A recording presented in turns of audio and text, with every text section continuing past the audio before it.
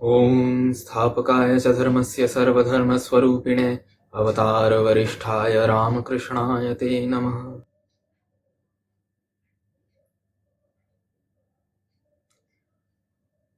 নমস্কার। আমরা ফিরে এসেছি আমাদের বেদান্তের ক্লাস নিয়ে। কেনোপনিষদ আমরা শুরু করেছি। আগের দিন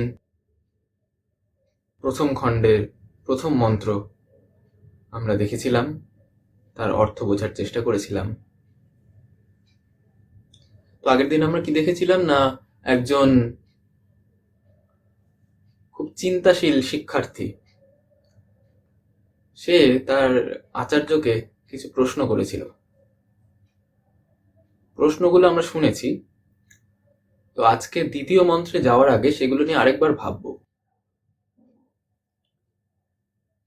তো ইন্দ্রিয়, চোখ, কান, তো চোখ কি সত্যি নিজে দেখে? কান কি সত্যি নিজেই শোনে?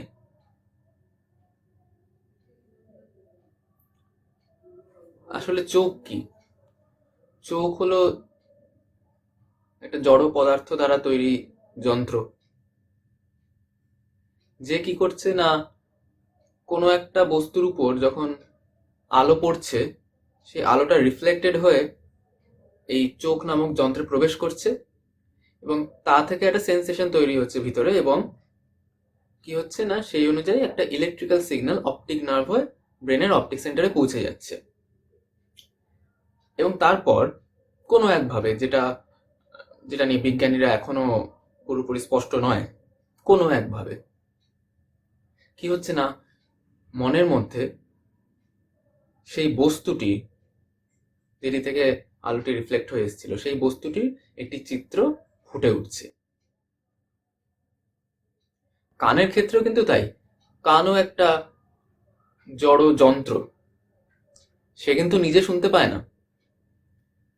কান শুধুমাত্র কি করে না, শব্দ যখন হচ্ছে সেই শব্দের কারণে বাতাসে যে তরঙ্গ, যে ওয়েভস, ভাইব্রেশন তৈরি হচ্ছে, সেইটাকে শুধুমাত্র সে গ্রহণ করতে পারে। এবং তারপর একইভাবে আমাদের মনে শব্দ তৈরি হয়। তো এইখানে যেটা প্রশ্ন আসে, যে চোখ, তারপরে অপটিক নার্ভ মানে এই স্নায়ুগুলো,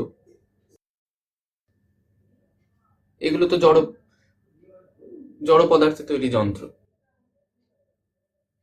তাহলে এগুলো এইভাবে চালিত হচ্ছে কি করে?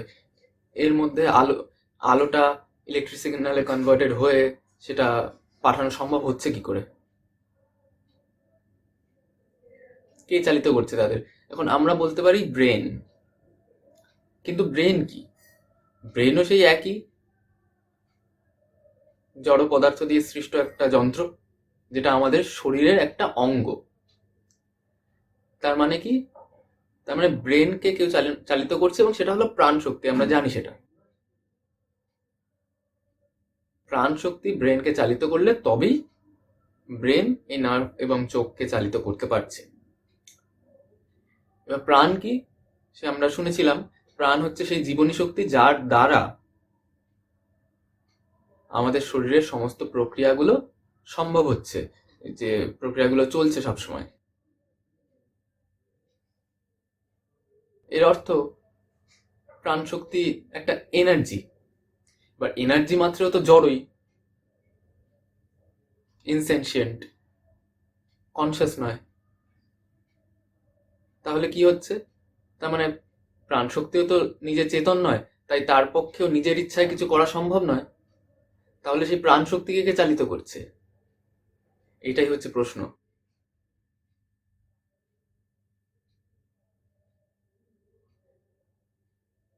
এবং মন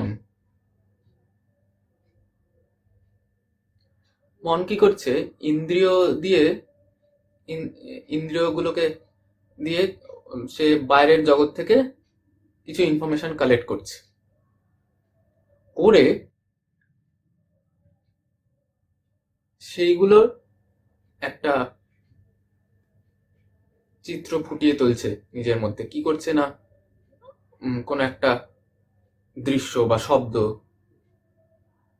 সেটার চিত্র ফুটিয়ে তুলছে, সেটার রূপটাকে ফুটিয়ে তুলছে, এবং একটা চিন্তার তরঙ্গ তৈরি হচ্ছে যেটা নিয়ে মন ব্যস্ত হয়ে পড়ছে। এটা করতে গেলে মনকেও তো চেতন হতে হবে। তো মনকে কনসাস করে তুলছে কে? মনকে চেতন করে তুলে কে তাকে চালিত করছে তার বিষয়ের দিকে যেতে? এগুলোই ছিল আগের দিনের প্রশ্ন প্রধানত। এবার দেখব যে শিক্ষার্থীর এই প্রশ্নগুলোয় আচার্য বা গুরু কি উত্তর দিচ্ছেন। তো আমরা আজকে প্রথম খণ্ডের দ্বিতীয় মন্ত্রে ঢুকব।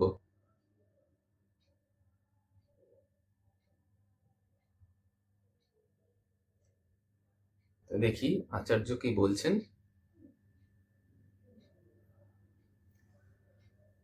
শ্রোত্রস্য শ্রোত্রম मनसो मनो यद् वाचोह वाचं सौ प्राणस्य प्राणः चक्षुषश्चक्षुः अतिमुच्य धीराः प्रेत्यास्मलोकात् अमृता भवन्ति। তো এই হলো মন্ত্রটা। এর মাধ্যমে আচার্য একটি উত্তর দিয়েছেন, যেটা আমরা অর্থটা একটু ভেঙে ভেঙে বোঝার চেষ্টা করব দুটো লাইনে।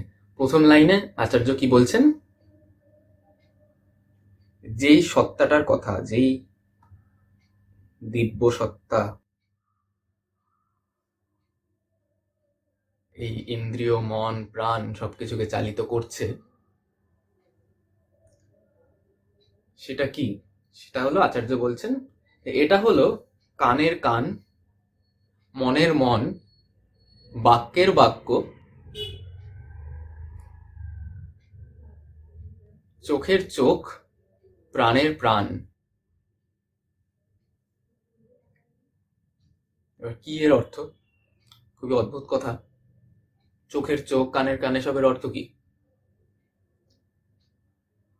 তো আগেই বলছিলাম যে চোখ তো নিজে দেখে না, বা কানও নিজে শোনে না।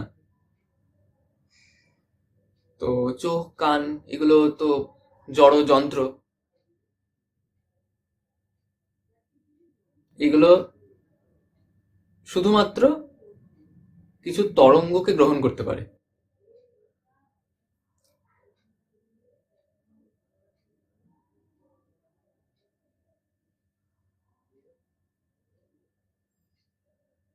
তাহলে কে দেখে, কে শোনে? নার্ভ? না। ব্রেন? না, ব্রেনে এমন কোনো জায়গা আছে যেখানে একটা ছবি ফুটে উঠতে পারে বা একটা শব্দ ভেসে আসতে পারে? না। তাহলে নিশ্চয়ই মন। মন কি? তো এটার উত্তর পেতে গেলে আমরা একটু বুঝবো যে মনে কি হচ্ছিল। মনের মধ্যে সেই দৃশ্য বা শব্দের রূপটা ফুটে উঠছিল। তো আসলে মন সেই দৃশ্য বা শব্দের আকারটা ধারণ করে, নিয়ে সেই মতো একটা চিন্তার তরঙ্গ সৃষ্টি হয় তার মধ্যে। কিন্তু মন কি নিজে তাকে দেখতে পাবে? জ্ঞাতা মানে যে জানছে, আর জ্ঞেয় যাকে জানছে, এই দুটো তো পৃথক হওয়া উচিত, নয়তো কি করে জানবে? তাহলে মনের থেকে পৃথক কেউ আছে যে মনকে জানছে, সেই সত্তা যিনি মনের মধ্যে ফুটে ওঠা দৃশ্যটাকে দেখছেন বা শব্দটাকে শুনছেন, অর্থাৎ মনের মধ্যে সমস্ত অনুভূতিগুলো, সেগুলোকে জানছেন, চিন্তার তরঙ্গগুলোকে জানছেন, সেই সাক্ষী। তিনিই হলেন চোখের চোখ, কানের কান। চোখ যে দৃশ্যটা গ্রহণ করেছিল সেটা তিনিই আলটিমেটলি কিন্তু দেখছেন, তিনি আলটিমেট সাক্ষী। বা কান যে শব্দটা গ্রহণ করেছিল, শব্দের তরঙ্গটা, সেটা কিন্তু আলটিমেটলি তিনিই শুনছেন, সেই সত্তা। আবার এই সত্তাই মনকে চেতন করে তুলে তাকে দিয়ে এই পুরো কাজটা করাচ্ছে এবং নিজেই সেই মনের সাক্ষী হয়ে থাকছে, মনকে জানছে। তাই এই সত্তাই মনের মন। এই সত্তাই প্রাণকে দিয়ে বা প্রাণকে বাধ্য করাচ্ছে এই সমস্ত স্নায়ু, ইন্দ্রিয়, এগুলোকে চালনা করতে। তাই এটি প্রাণের প্রাণ। এবার প্রশ্নটা হলো, সবকিছু আমরা দেখলাম, একটাই শুধু বাকি থেকে গেছে, সেটা হলো কি না, বাক্যের বাক্য। এই বাক্যের বাক্য বা বাকযন্ত্রের বাক, এইটা বলতে কি বোঝানো হচ্ছে? তো ওই যে প্রশ্নটা করেছিল যে কার ইচ্ছায় মানুষ কথা বলে বা মানুষের বাকযন্ত্র দিয়ে বাক্য বেরিয়ে আসে। এবার আমরা যদি একটু ভাবি যে মানুষ যখন প্রথমবার কথা বলেছিল, তখন মানে তার আগে অবধি মানুষ জানতো না যে কথা বলা যায়, কিন্তু সে বলল। কখন না, সে তখন একটা কিছু ভাব প্রকাশ করার চেষ্টা করছিল এবং সেই সময় তার কণ্ঠ দিয়ে, তার বাকযন্ত্র দিয়ে সেটা শব্দের রূপে বেরিয়ে আসে। অর্থাৎ যে দিব্য সত্তা এই আপেক্ষিক স্তরে নিজেকে বিশেষভাবে প্রকাশ করার জন্য বাকযন্ত্রকে চালিত করছে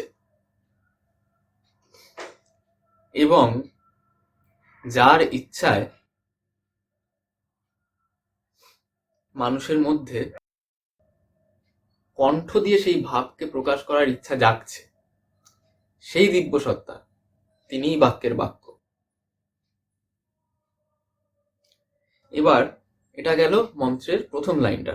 এবার দ্বিতীয় লাইনটার অর্থ যে এই জেনে জ্ঞানী ব্যক্তিরা ত্যাগ করে এই লোক মানে ইহলোক থেকে প্রস্থান করলে অমরত্ব লাভ করে।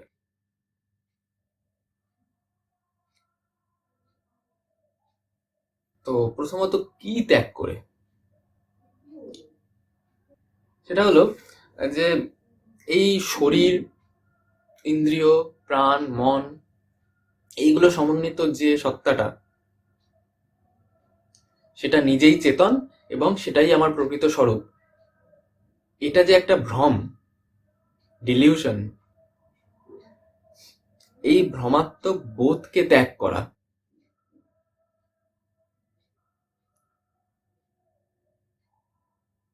এবং এই সব কিছুকে অতিক্রম করে সেই চৈতন্য স্বরূপ দিব্য সত্তাকে উপলব্ধি করা, সেটাই হচ্ছে আসল জ্ঞান।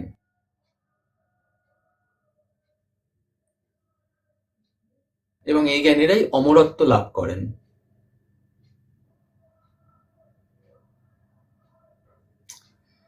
তো অমরত্ব কিভাবে লাভ করেন, এটা একটা প্রশ্ন থাকছে। এই প্রশ্নটা দিয়ে আমরা পরের ক্লাসটা শুরু করব। এইটা আগে বুঝিয়ে নিয়ে তারপরে আমরা প্রথম খণ্ডে তৃতীয় মন্ত্রে যাব পরের ক্লাসে। আজকে এইটুকুই থাকলো। আপনাদের কোনো প্রশ্ন থাকলে জানাবেন। নমস্কার।